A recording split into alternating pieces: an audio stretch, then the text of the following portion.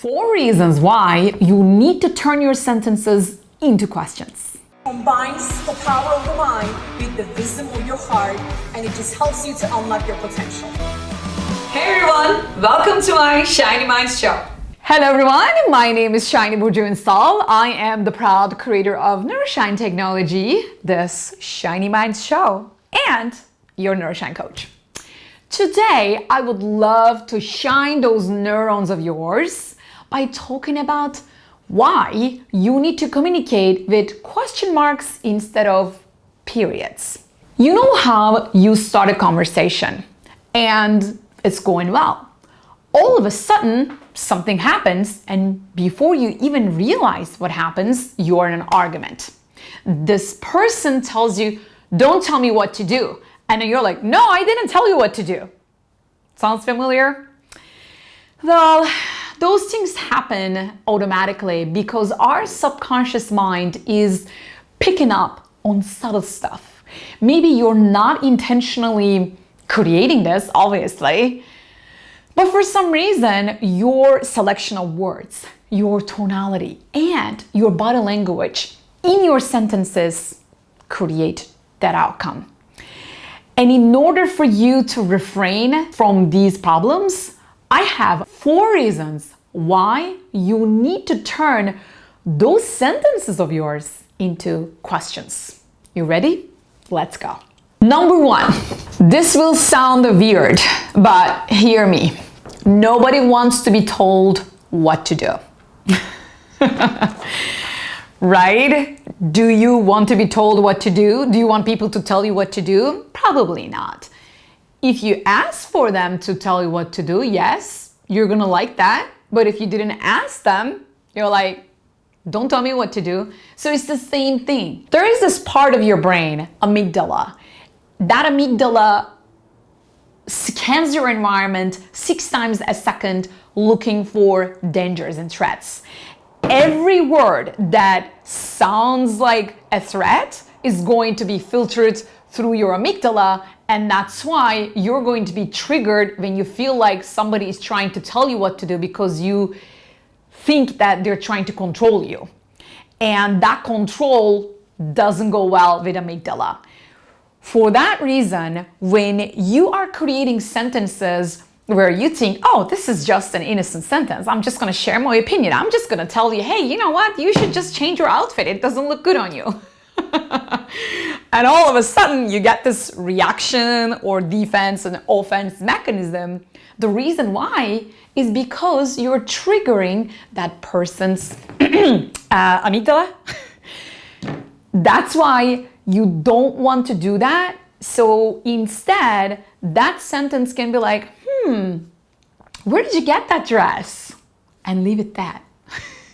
Maybe they love it and that they love so much, and the minute you hear it, there won't be even any chance for you to tell them to change that dress. They love it. Number 2, linguistic intelligence. As you know, my dear Shiny Minds, there are multiple intelligences, and one of them is linguistic intelligence. When you understand and calculate the consequences of your language, the consequences of your words, what it does and why it does and how it does, well, you become more intelligent.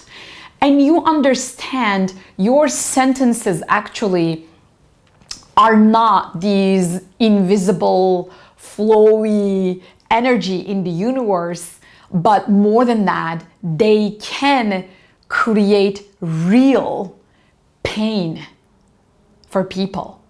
Literally.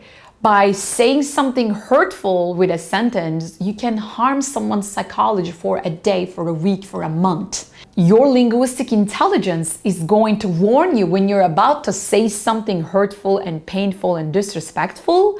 That way you will become aware, and instead of putting that sentence out there, you will remember, maybe I should just ask a question. Because when you ask a question, that is not as harmful. That is not as advising or telling people what to do. Instead, it's just a suggestion, and people feel more free. When there is a question, when there's a question mark at the end of your sentence, It's more of an idea. It's more of a, how about this type of a thing. And that doesn't feel like pain or hurt. Number 3, mastery. What do I mean by that? When you understand people have their own freedom, people know themselves, people are masterful of their own life because they have overcome 100% of their problems as they survived today. And your mastery is going to be understanding and respecting people in a way that allows them to be. Your mastery with your sentences and actually turning your sentences into questions and question marks is really about holding the space for people to choose whoever they want to be. Last but not least, 4 is your high conscious respect. Everybody talks about respect and it can mean anything to anyone. Still yet, high levels of consciousness and high conscious levels of respect, it shows up in a more advanced setting.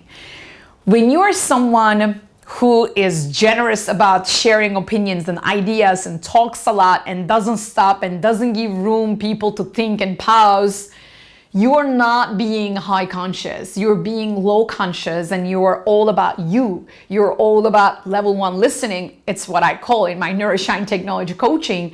And that is not high conscious. That is like you are at your own level still, and you need to forget about you and focus on somebody else so that they also feel like, oh, I'm being seen, heard, and appreciated. So there you have it. Those are my 4 reasons why you need to turn your sentences into question marks. I hope it served you. I hope you liked this video. If you did, please like it and share it with your friends so that they can also use some more question marks. And of course, subscribe to my channel right down below if you want to learn more about these things and improve yourself to your next levels. You know why? Because you and we're going to create a better world together with more love and shiny minds.